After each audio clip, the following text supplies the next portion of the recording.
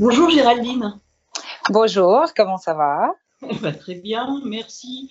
Merci beaucoup d'avoir accepté d'être ambassadrice de la fête de l'aviation. Alors, on te surnomme la femme oiseau.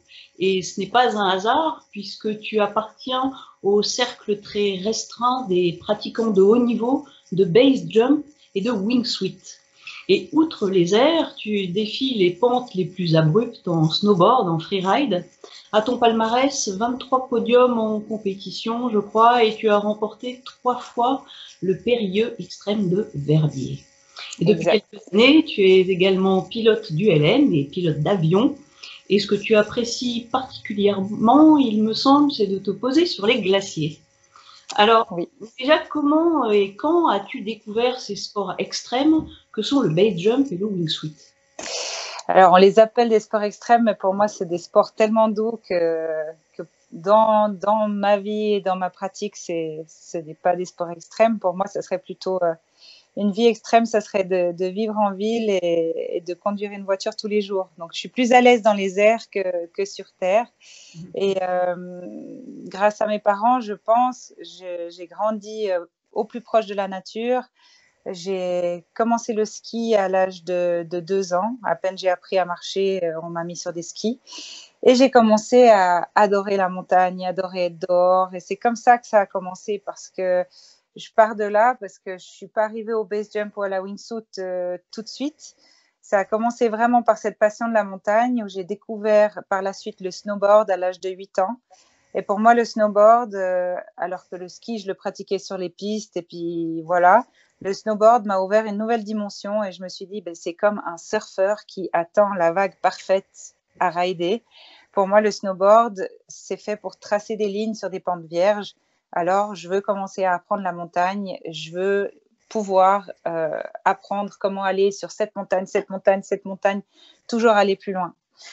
Et par la suite, je suis tombée un petit peu dans la marmite et j'en ai fait de plus en plus. Et j'ai commencé à faire des compétitions régionales, puis nationales, puis internationales, parce que j'ai été invitée à l'Extrême de Verbier et j'ai gagné à ma première participation. Et je me suis vite rendu compte que si je pratiquais pas la montagne toute l'année, je pouvais pas m'entraîner et garder un assez haut niveau pour pouvoir garder mon titre chaque année. Et j'avais non plus pas les moyens financiers d'aller chaque été m'entraîner en Amérique du Sud sur la neige. Alors, il fallait que je trouve une activité estivale pour pouvoir faire de la montagne toute l'année. Et je cherchais vraiment une activité qui m'amène autant de bonheur et de plaisir de marcher en montagne et qui m'apporte autant d'adrénaline ou de plaisir, cette impression de voler sur la neige poudreuse avec un snowboard ou avec des skis. Quand on fait du freeride, on a l'impression de voler sur la neige. Et pour moi, le base jump, quand j'ai découvert cette discipline, je me suis dit, mais c'est ça, le plus beau parallèle que je peux trouver avec le snowboard ou le ski freeride, c'est le base jump en montagne. Et j'ai commencé à chercher une manière de commencer à faire du base jump et on m'a vite orientée sur le départ du cursus qui est clairement le parachutisme. Voilà. Et commencer par voler, pour apprendre à voler, à connaître son corps en l'air, ben, il faut commencer à sauter d'un avion. Alors, pour ceux qui connaissent peu ce genre de discipline, est-ce que tu peux nous préciser les différences entre le base jump et le wingsuit? On te voit derrière moi d'ailleurs. Voilà. Alors ça, c'est un saut en base jump avec une wingsuit. Donc base, ça vient de building, antenna, span and earth. C'est tous les objets fixes desquels on peut s'élancer. Building, antenne, span, c'est tout ce qui est barrage ou pont. Et earth, c'est ce qui nous entoure. Hein. On baigne dans les Alpes. C'est les montagnes. Et forcément, vu que je baigne dans les Alpes, je saute surtout des montagnes. J'ai bien sûr sauté quelques buildings, quelques ponts, quelques antennes, mais ce que j'aime par-dessus tout, c'est la montagne. Et la wingsuit, ben, c'est un artifice supplémentaire qui nous permet de voler. Et à l'époque, quand j'ai commencé la wingsuit en 2001, pour moi, c'était un artifice, mais de sécurité additionnelle. Parce que à l'époque, on n'avait pas les performances qu'on a aujourd'hui. On avait des finesses de 1. Donc, une finesse de 1, ça veut dire que pour 1 mètre de chute, on parcourait 1 mètre de distance. On volait sur des pentes de 45 degrés. Mais ça me permettait de m'éloigner de la falaise et d'ouvrir mon parachute au milieu du ciel et non pas le long d'une paroi. Quand on saute sans wingsuit, on saute le long du mur et quand on ouvre son parachute, on a le mur juste derrière nous. Et si on a une orientation avec la voile parce qu'on a une mauvaise position de son corps à l'ouverture, eh ben on peut impacter le mur. Alors je me suis dit, si je veux continuer à faire cette discipline, pour moi, si j'utilise une wingsuit, c'est plus de sécurité. Je veux commencer la wingsuit pour faire du base jump. Et aujourd'hui, la wingsuit, c'est un autre monde. Hein. On ne dit plus qu'on va sauter, on dit qu'on va voler. Parce que les finesses des wingsuits aujourd'hui, c'est des finesses de 3,5. Pour 1 mètre de chute, on parcourt 3,5 mètres de distance. C'est quelque chose d'extraordinaire. Je ne pensais pas pouvoir le vivre.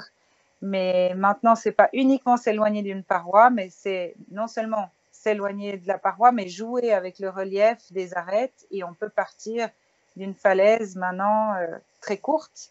Je m'élance avec les dernières wingsuits que j'ai reçues, là, que je vole sur des falaises qui ont 70 à 100 mètres de verticale. Ça nous suffit pour nous élancer et voler. Et alors, qu'est-ce qui te plaît particulièrement dans la pratique de cette activité, te lancer dans le vide comme ça à partir des plus hauts sommets, qu'est-ce que cela te procure? C'est cette montée d'adrénaline, c'est cette liberté? C'est pouvoir faire de la montagne et découvrir des nouveaux sommets et puis avoir ce plaisir de voler à la descente. Je suis totalement autonome, j'ai ma wingsuit et mon parachute dans le dos, je grimpe sur le sommet que j'ai envie de découvrir. Il faut bien sûr, et c'est ça qui est beau aussi en montagne, c'est que la montagne, elle s'offre pas à nous tous les jours, hein, elle se dévoile pas tous les jours dans ses plus beaux côtés. Il faut attendre parfois les meilleures conditions pour l'ascension, les conditions de vent. Il faut, je dirais, la sentir, savoir la lire. Et quand le sommet s'offre à nous, ben, c'est du pur bonheur de pouvoir faire des ascensions magnifiques et des vols incroyables à la descente. Et alors, je crois que ce que tu sembles aimer aussi spécifiquement, c'est découvrir de nouveaux sommets et ouvrir ces nouvelles lignes. Exactement. Bon, maintenant je suis maman depuis peu, donc voilà, j'ai un peu mis ça de côté ces dernières années, enfin cette dernière année. Mais j'adore aller découvrir des nouveaux sommets, ouvrir des nouveaux sommets, ouvrir des nouvelles lignes. J'ai été dans pas mal d'endroits dans le monde. J'ai aussi eu la chance d'ouvrir beaucoup de sommets dans les Alpes, comme par exemple le Cervin, la ligne sur l'Italie en partant des Grandes Jorasses, juste au-dessus du Linceul, la première du sommet des Drues, enfin plein de sommets mythiques, mais aussi le premier saut de base jump en Antarctique, de l'Oltana, de l'Holstein en 2009. Hein, voilà, c'est assez vieux maintenant.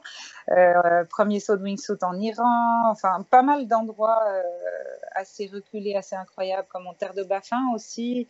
Et pour moi, c'est vraiment la base, c'est faire de la montagne, découvrir des nouveaux sommets, tracer des nouvelles lignes comme j'ai pu le faire en snowboard ou comme je le fais encore en snowboard.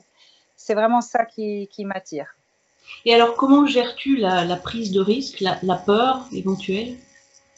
Alors, la prise de risque, et la peur, c'est bien de l'avoir pour pouvoir se préparer à l'avance. C'est très important. Voilà, rester vigilant et essayer d'analyser, savoir analyser son objectif. Quand on fait une ascension, on ne prend pas son topo le matin même au pied de la voie, puis on se dit, ah ben, je vais peut-être monter par là. C'est une course, elle se prépare en amont. En plus, quand on veut faire une ligne en wingsuit, on doit redescendre tout son matériel, donc on ne va pas prendre 4 cordes différentes parce qu'on ne pourra pas les redescendre.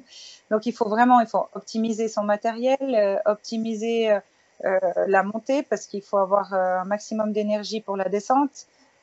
Optimiser aussi l'espace qu'on a dans la wingsuit, prendre vraiment ce qu'on a besoin. Donc on se prépare vraiment bien à l'avance et on se prépare aussi physiquement, mentalement, parce qu'il y a des vols qui sont plus exigeants que d'autres. Il y a un vol de 1000 mètres, il ne se préparera pas la même chose qu'un vol de 3000 mètres de dénivelé.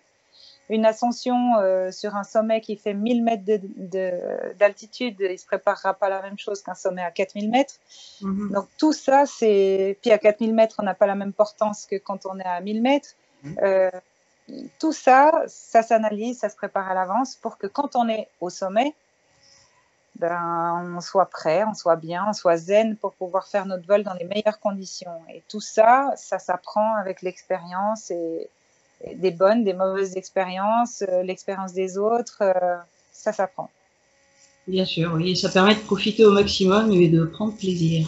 Exactement, comme un pilote. Toi qui es pilote, Magali, tu le sais, on ne monte pas dans son avion et on se dit on décolle, on voit bien où on va, on prépare, on fait son plan de vol, on gère sa météo, on la prépare aussi à l'avance.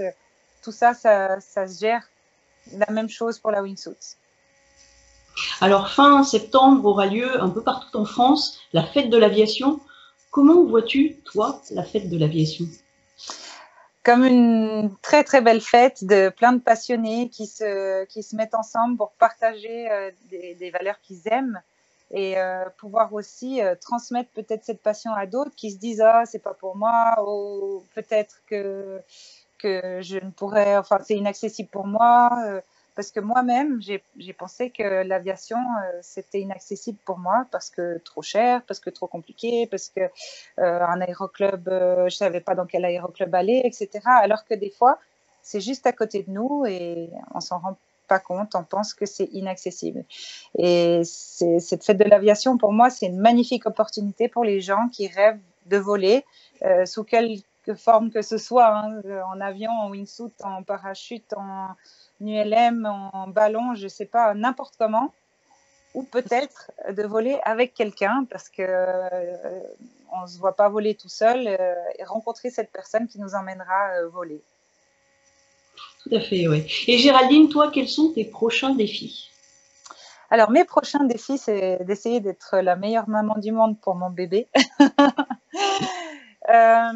Mais j'ai des magnifiques objectifs aussi en montagne. Il y a très peu de temps, j'ai acheté mon petit ULM avec lequel je fais beaucoup de montagnes. J'essaie d'acquérir un maximum d'expérience. Donc, je vole en ULM maintenant depuis 10 ans. En avion depuis 3 ans et je suis pilote glacier officiellement d'avion depuis un peu plus de 2 ans et demi. Acquérir un maximum d'expérience pour aller aussi tracer des lignes avec mon avion, parce que faire du glacier avec un avion, c'est aussi faire du freeride en quelque sorte. Et aussi en wingsuit, aller découvrir des sauts que j'ai pas encore eu la chance de découvrir dans les Alpes, en tout cas pour ces 3-4 prochaines années, parce qu'avec mon bébé, j'ai envie d'être présente et puis j'ai envie de rester par là. Et les Alpes, il y a encore beaucoup de sommets à découvrir et à voler. Et profiter de ces beaux endroits parce que finalement les Alpes, en tout cas ça regarde que moi, peut-être c'est ma vue des choses, c'est que pour moi c'est les plus beaux sommets du monde, c'est les Alpes. Ben écoute, profites-en bien, plein de bonnes choses pour ces prochains défis en tant que maman comme en tant que pilote et à très bientôt. Merci beaucoup Magali et à très bientôt. Merci Géraldine.